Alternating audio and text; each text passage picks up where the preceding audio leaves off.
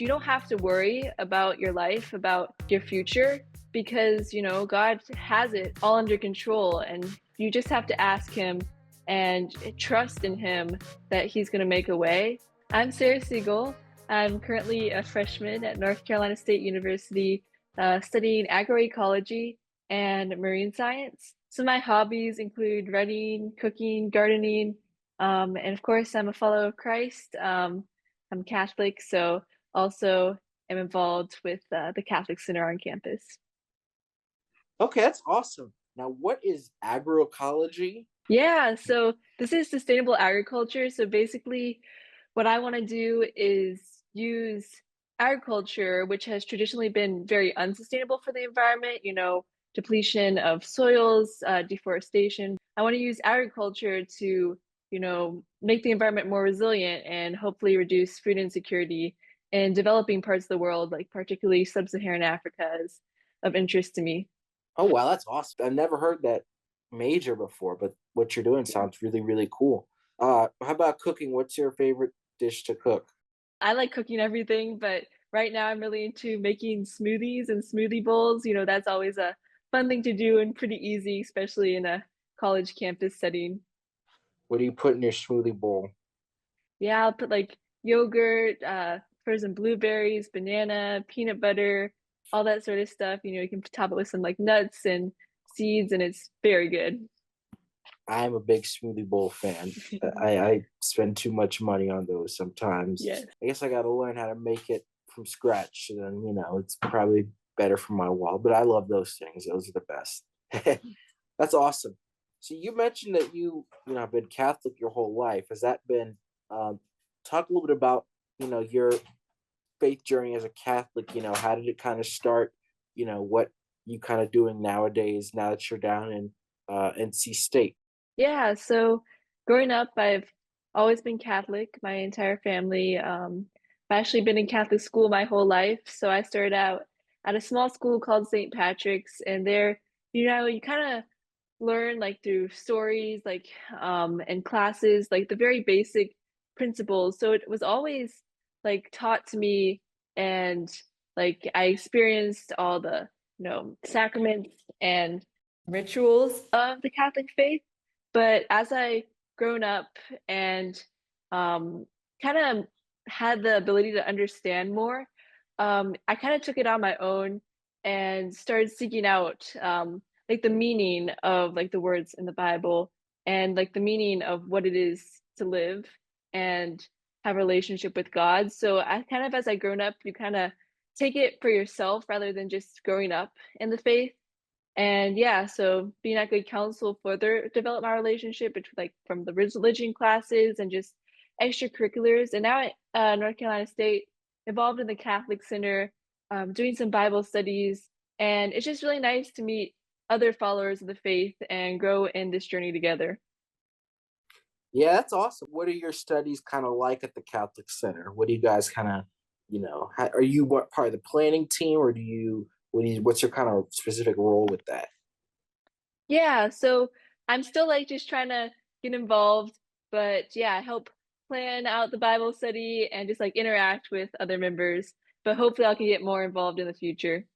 Glad you already found a faith community just a few months into college. That's awesome. What do you kind of, you're meeting people, I'm sure, from all over the country. You're obviously from out of state. Mhm. What do you kind of notice, or have noticed, continue to notice about meeting all these different believers from out of state? Does it make it easier to connect? Do you kind of see a little bit of differences? What's that experience kind of been like? Yeah. So definitely there is a difference. Like as soon as I got down to North Carolina, it is very friendly, like, the atmosphere is very friendly, so you can kind of feel that, like, love and joy as soon as you get down there. I think just the atmosphere is more relaxed. And, yeah, people at, my university, North Carolina State, are really open to talking about their faith, which actually surprised me when I was there, because it's actually the first time I've been to a public school. But surprisingly, people are really, like, willing and open to talk about their faith and have conversations even if, they're from a different religion or, share different beliefs than me.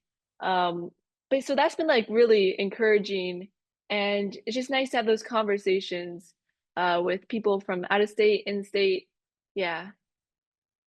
Was that a big factor of where you were going to school? I mean, obviously, the major I can't even pronounce that. I can't even pronounce the name of the Yeah, major. agroecology. Agroecology, yeah. Obviously that, I mean, I don't think that's offered everywhere, so that may have been a No. big factor. But was the faith life, when you went and toured it, was the faith life, the Catholic center, was that things that kind of convinced you that that was the place for you?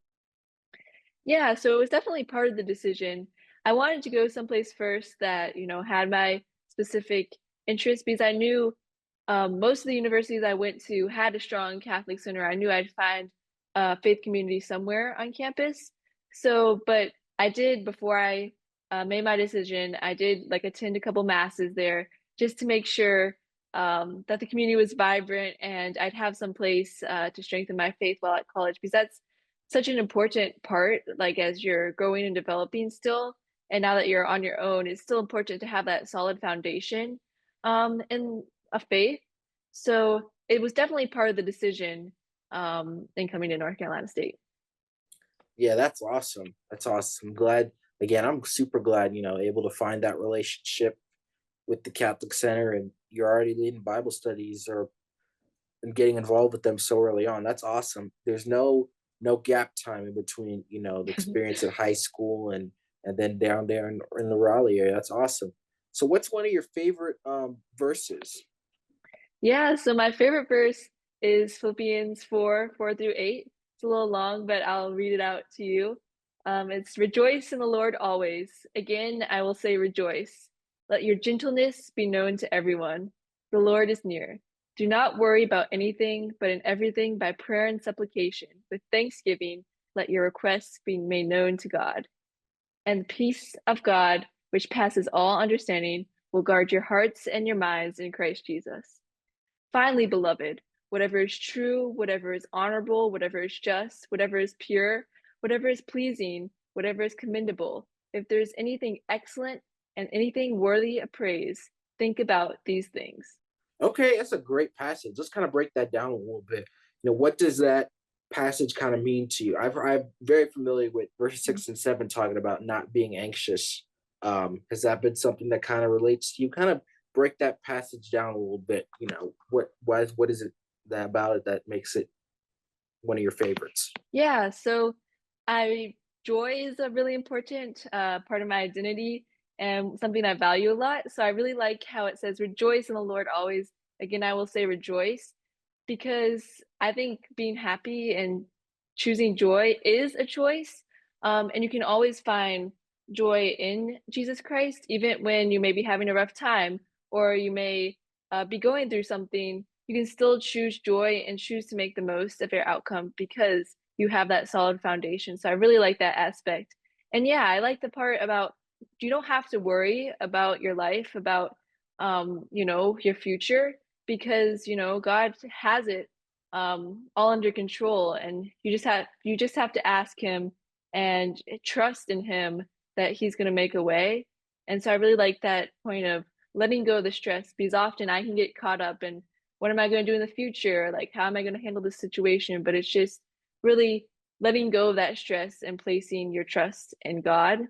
And then the final part, I really like just focusing on the things that lift you up because it's not just in a particular religious setting that you can grow your faith. Like, it's in all the things, like, even with my majors, marine science, agroecology, it's part of the appreciation for the environment that I love, like, this is what's true and beautiful, and I wanna continue that, beauty and uphold it in our environment in, like, all areas of life. It doesn't just have to be in a religious context to bring glory to God, it can be in anything if it's excellent, true, beautiful, good. That's awesome. You really broke those verses down really well. Kind of going back, you talked about, the concept of joy and, you know, not being anxious. Have there been times in your life where you kind of had some doubts about that? Not just doubts in the future, but times where, your anxiety's kind of taken over. Maybe you've lost that joy. And if so, how has Yeah. faith kind of like been a light through that? Absolutely. like everyone has to go through things in life and it's just learning how to get through them. In high school, I would say it was hard transitioning, especially during the time of the pandemic. I had quit most of my activities and wasn't really sure how to find a friend group.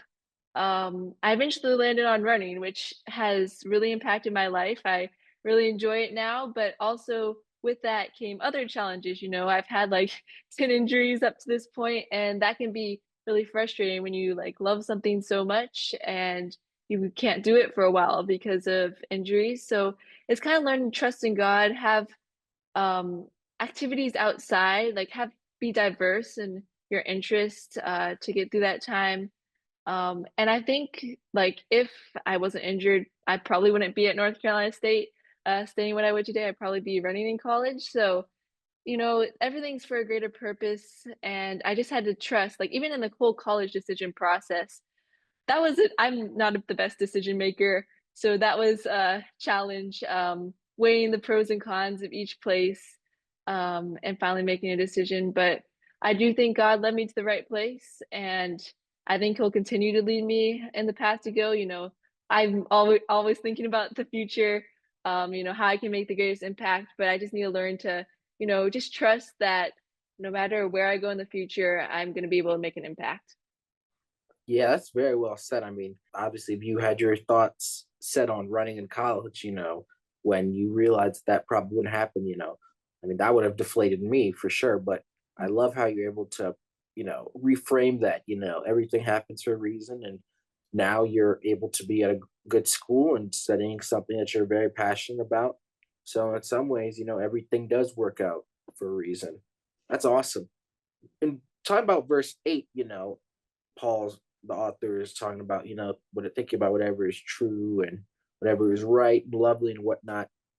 Obviously it's easier said than done, with all the thoughts and things that the world tries to offer and even our own internal, conflicts that you kind of talked about. How do you kind of try to think about those things, quote unquote, that Paul talks about? What is right, what is pure, what is lovely, what is excellent or praiseworthy? How do you kind of think about those things, focus on those things, and not get caught up by the things of the world?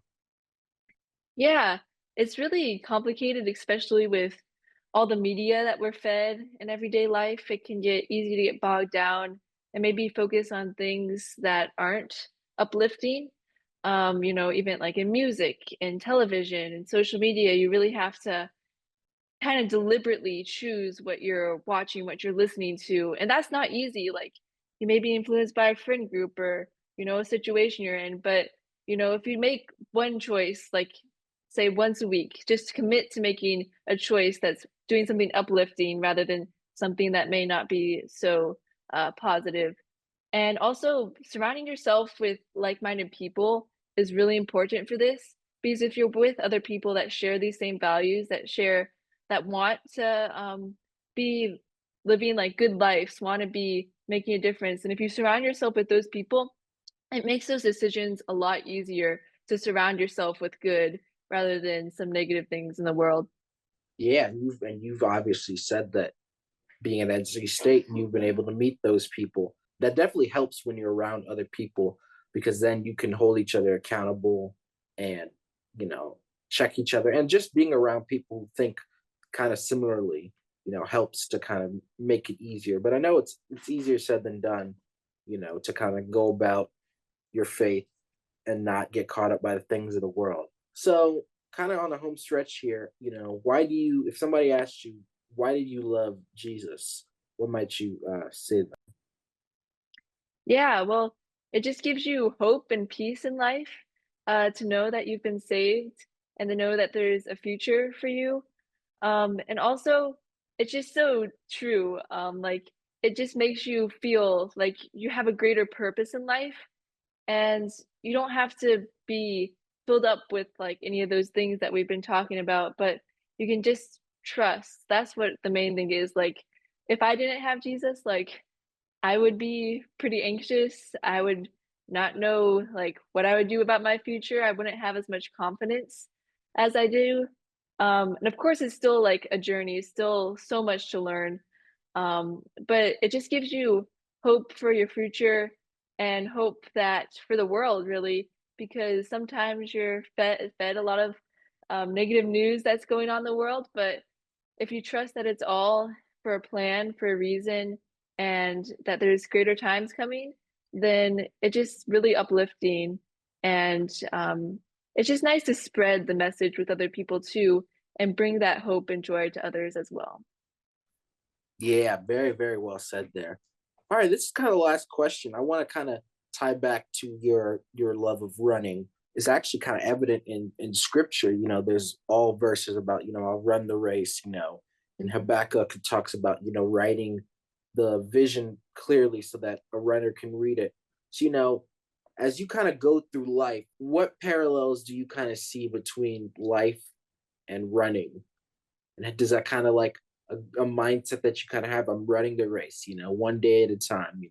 You can't worry about mile 10 when you can't fit when you're finishing mile one, or maybe you do. Kind of what is the mindset of a runner? And, are there any parallels between running and life?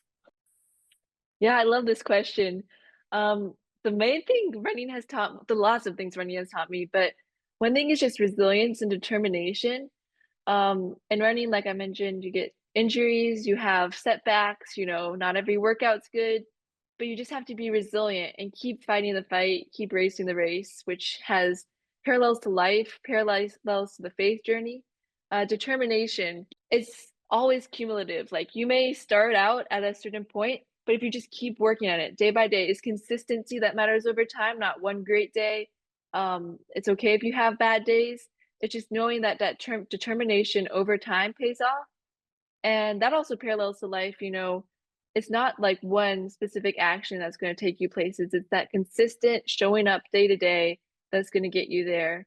And also, I think what I learned in running that parallels life is you just gotta enjoy the process. You have to really love what you're doing to see success or at least enjoy your success because oftentimes the outcome isn't gonna bring you the fulfillment that you've been looking for. So you gotta enjoy the entire process of improving yourself, of getting better to live your life to the fullest, and not just rely on the outcome, but the journey as well. That's awesome. Yeah, I know there's a ton of parallels between running and life. I especially like what you said about enjoying the journey because, again, if you're so focused to of what's next or what could be ahead, you can't appreciate where you are right now. It's something that I'm definitely working on, being mindful and being appreciative about all the little things in life. And then kind of wrap it up, obviously you've been in the Catholic faith your whole life, and you're well versed in it. But what might you say to someone who is not as familiar with the faith? They've not, familiar with this journey that you're talking about of life as like a race with Christ. What might you kind of tell them from your years as a Catholic? Yeah, I just say try it out. Try to live by the principles. Try to live the life like Jesus, as hard as it may be at some time. Just try it out and see how it changes your life because it will change your life if you just make a commitment to living in this way. And yeah, surround yourself with people who uplift you in your journey and know like you're still going to face setbacks. You're still going to have a hard time. And that doesn't mean like you've lost faith. It just means it's part of life and you just need to get through it and um, focus on, like I was talking about earlier, just trusting in God, even when it's really hard, because it is really hard. But you just gotta keep on going and surround yourself with people who uplift you, and you will reap the benefits in the future. That is very well said. Spoken like a true Catholic. That's awesome. Hey, Sarah, I appreciate you taking a few minutes to share about your faith and all the good advice about life as a race. I think one takeaway that I have is to appreciate every moment in life. Think of life as like a journey and not, because I like you, I'm sometimes looking ahead to the future, which is good, but also maybe a little premature and maybe actually for hindering me from like enjoying where I'm at presently. So I'm definitely going to take that with me, as I continue on. But I really appreciate your time and hopefully you can come back and keep this conversation going. Yeah, thanks so much for having me. I appreciate this conversation as well.